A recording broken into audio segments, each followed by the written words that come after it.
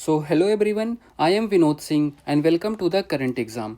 आज की क्लास में हम 7 जुलाई का द हिंदू एडिटोरियल के इम्पॉर्टेंट वोकैब्स कवर करेंगे। तो एपिसोड नंबर 20 में आप सभी का स्वागत है। तो चलिए बढ़ाते हैं एक कदम वर्दी की ओर। लास्ट क्लास में हमने कौन से वर्ड किए थे, रिवीजन कर लेते हैं जल्दी से। कैलो क्या था, मतलब अपरिपक्व या अनुभवहीन, मतलब इमेच्योर के रूप में आपने इसे जाना था। फिकल मतलब क्या था, अस्थिर या चंचल स्वभाव वाला, मतलब एक डिसीजन पे टिकने वाला नहीं। इडेसियस मतलब भूखा, अत्यधिक खाने वाला या लालची, मतलब किसी चीज़ का लालच भी इडेसियस का मतलब हो सकता है। परसिक्यूट मतलब क्या होता है, क्रूरता या अन्यायपूर्वक सताना, मतलब राक्षसी ढंग से काम करना, किसी विशेष रूप से उसके धर्म, जाति और राजनीतिक विचारों के लिए उसे प्रताड़ित करना। स्कार्स मतलब क्या होता है, कमी होना या दुर्लभ या मुश्किल से मिलने वाला, जैसे पानी की कमी वगैरह हो गई तो आप स्कार्स का यूज वहाँ कर सकते हो। ठीक है, तो चलिए। आज का वर्ड नंबर 1 क्या है, डेटर। डेटर मतलब क्या होगा, एज अ वर्ब हम इसका यूज करने वाले हैं। ठीक है, to discourage someone from doing something, मतलब किसी को हतोत्साहित करना। अगर वो कोई काम, मान लो आप कुछ कर रहे हो, आपके दोस्त ने बोल दिया अरे यार ये क्यों कर रहा है, इससे तो ये बेकार हो जाएगा, तो मतलब किसी को रोकना, इनडायरेक्टली किसी को रोकना। बाई इंसिस्टिंग डाउट और फिर मतलब या उसके मन में संदेह डाल दो या डर डाल दो ऑफ द कॉन्सिक्वेंसेज, हाँ मतलब जो भी होने वाला है। तो देखो भाई साहब ने किसी चीज़ से इसको डराया कि आगे खतरा है, आगे मत जाओ, गड्ढा उड्ढा है, तुम यहीं पर रुक जाओ, तो ऐसे किसी को रोकना। तो हिंदी मीनिंग डराकर या परिणाम दिखाकर किसी को कुछ करने से रोकना, हतोत्साहित करना, भय दिखाकर रोकना। तो ये मीनिंग आप समझ रखना। एग्जाम्पल्स देखिए, द हाई फाइन्स और mean to deter people from littering, मतलब उच्च जुर्माने का उद्देश्य लोगों को कूड़ा फैलाने से रोकता है। ठीक है, तो क्या से डिटर करता है, लिटरिंग से, मतलब आप कूड़ा मत फैलाओ। Fear of punishment deters many student from cheating, सजा का डर कई छात्रों को नकल कर, भाई सजा ही तो है जिससे आप रुके हुए, वरना आपको कोई रोक पाएगा, ये बताओ, है ना। चलो, तो सिनोनिम्स देखिए, डिस्करेज हो गया हतोत्साहित करना, प्रिवेंट मतलब रोकना हो गया, रिस्ट्रेन मतलब प्रतिबंध लगाना, हिंडर मतलब बाधा डालना, इनहिबिट मतलब निरुत्साहित करना। अब इसका विलोम शब्द उल्टे अर्थ देखो, तो इनकरेज प्रोत्साहित करना, परस्यूट मतलब मनाना किसी काम को कराने की, आप मनाते हो ना कि यार मेरा ये कर दे, मैं तुझे चॉकलेट खिलाऊंगा, ऐसे। प्रमोट मतलब बढ़ावा देना, अर्ज मतलब प्रेरित करना। ठीक है, चलिए तो वर्ड नंबर 2 देखिए, ट्रिबुलेशन। ट्रिबुलेशन का मतलब क्या होगा सर, ट्रिबुलेशन का हम यूज़ करेंगे as a noun. A cause of great trouble मतलब कष्ट या पीड़ा, मतलब आप क्या संदेह कह सकते हो, संशय कह सकते हो। ठीक है, बहुत बड़ा दुख। सफरिंग और डिस्ट्रेस मतलब एक तनाव के रूप में भी इसको जानते हैं। ठीक है, मतलब किसी चीज़ की टेंशन हो गई आपको।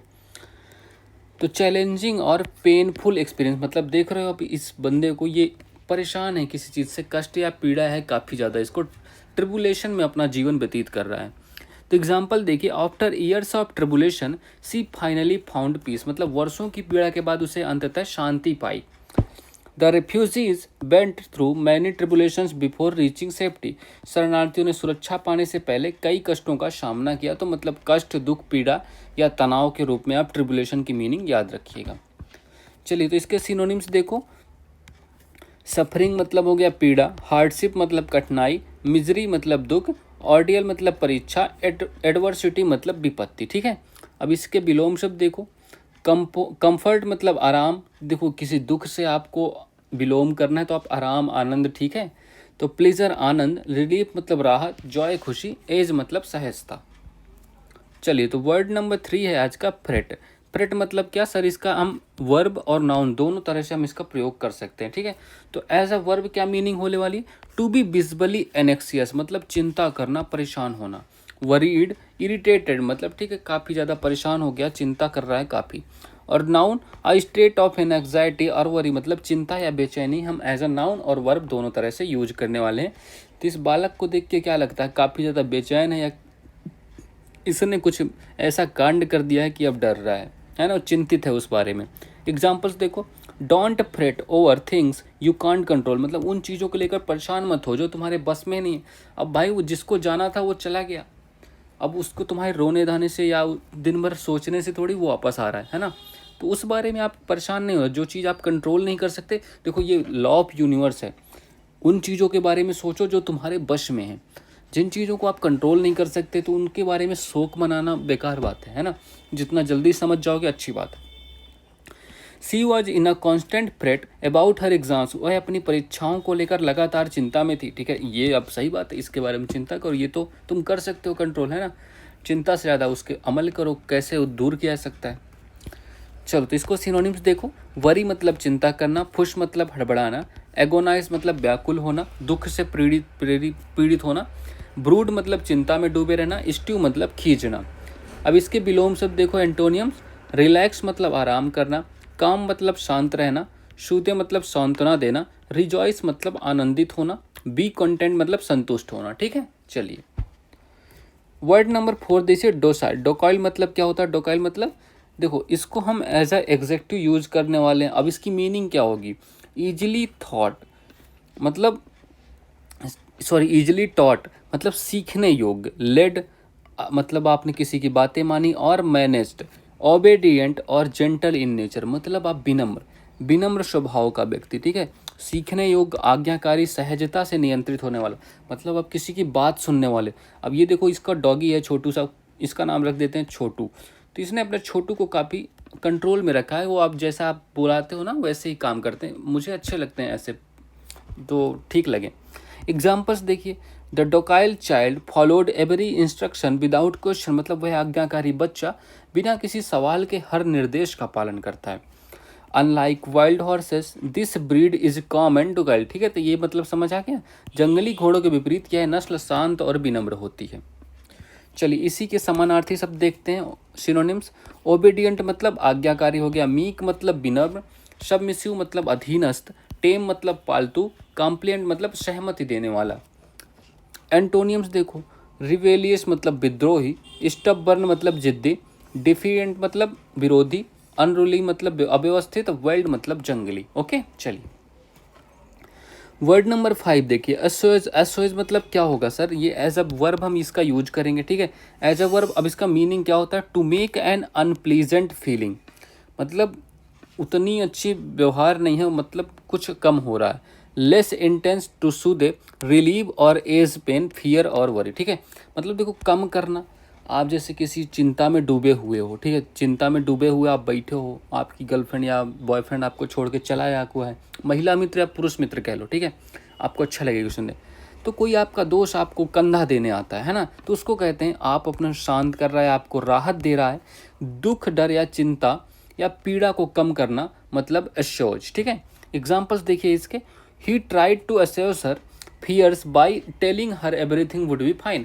उसने यह कहकर उसकी चिंताओं को शांत करने की कोशिश की कि सब ठीक ही हो जाता है। अल्टीमेटली हम सब यही कहना चाहते हैं, बट खुद की बारी जब आती है तब समझ नहीं आती। The medicine helped assuage the pain मतलब दवा ने दर्द को कम करने में काफ़ी मदद की। तो assuage मतलब क्या हो गया? कम करना, शांत करना, राहत देना किसी दुख या डर या चिंता से। सिनोनिम समानार्थी शब्द देखिए, सूदे मतलब शांत करना, रिलीव मतलब राहत देना, एलिवेट मतलब कम करना, एज मतलब सहज बनाना, पैसिफाई शांति देना। एंटोनिम्स देखो इसके, अग्रेवेट मतलब बढ़ाना या दुख या पीड़ा। ठीक है, इंटेंसिफाई मतलब तीव्र करना, वर्षन मतलब और ख़राब करना, प्रोवोक मतलब उकसाना, इरिटेट मतलब चिढ़ाना। ठीक है, तो ये आपको ध्यान रखना है। चलिए तो आइटम्स एंड फ्रेजेस करते हैं। ठीक है, तो देखो स्पिल द बीन्स मतलब क्या हो गया? स्पिल द मीन्स आपने बीन्स को बिखरा दिया, मतलब रिवील सीक्रेट इन्फॉर्म। आपने कोई बात आपको छुपानी थी पेट में, बट आपने उसको रिवील कर दिया, है ना। तो आपने बीन्स जो थे स्पिल कर दिया, बिखेर दिए। Take with a grain of salt मतलब देखो इसका मतलब क्या होता है? Take with a grain of salt मतलब not to take something too seriously, मतलब कोई आप किसी को सीरियस ले ही नहीं रहे हो, है ना, मतलब सब ऐसे हवा में चल रहा है आपका। अप इन द आर्म्स मतलब वेरी एंग्री, बहुत ही ज़्यादा गुस्से में, up in the arms. Okay, take with a grain of salt मतलब किसी चीज़ को सीरियस न लेना। स्पिल द बीन्स मतलब आपने कोई सीक्रेट या कोई तथ्य था छिपा के रखा था, आपने उसको रिवील कर दिया। वैनिश इनटू थिन एयर, अरे यार ये तो हम लास्ट क्लास में कर चुके हैं ना। तो डिस्पेयर कॉम्प्लीटली मतलब आप गायब हो गए कहीं अपने फ्रेंड सर्कल से या किसी से।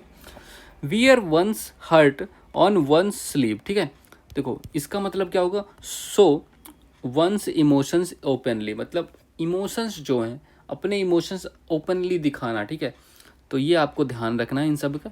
अच्छा ये बताओ, कभी आप आइसोलेट हुए हो या गायब हुए हो, है ना? तो ये कमेंट करके बताओ अगर आप कभी कोई गायब हुआ हो, मतलब स्टडी पर्पज़ से, है ना? ऐसे नहीं कि किसी को किडनैप विडनैप हो गया।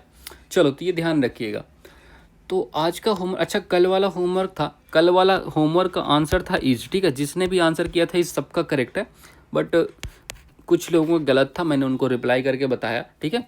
चलिए, तो select the most appropriate option to fill in the blanks, मतलब everyone in the family fill in the blanks been questioned about the theft, मतलब चोरी के बारे में सबको क्वेश्चन किया गया। तो इसमें आपको जो भी उपयुक्त शब्द हो उसको भरना है, ठीक है? इन चारों में से अब आप जो भी आपको लगता है कि सही है तो अपना आंसर आप कमेंट बॉक्स में कमेंट कीजिएगा, ठीक है? चलिए, सो अच्छा यहाँ तक आ गए हो तो अब लाइक तो कर ही दिया होगा, शेयर भी कर देना और सब्सक्राइब भी कर ही दो, ठीक है? चलिए, so all the best, have a good day and thank you everyone.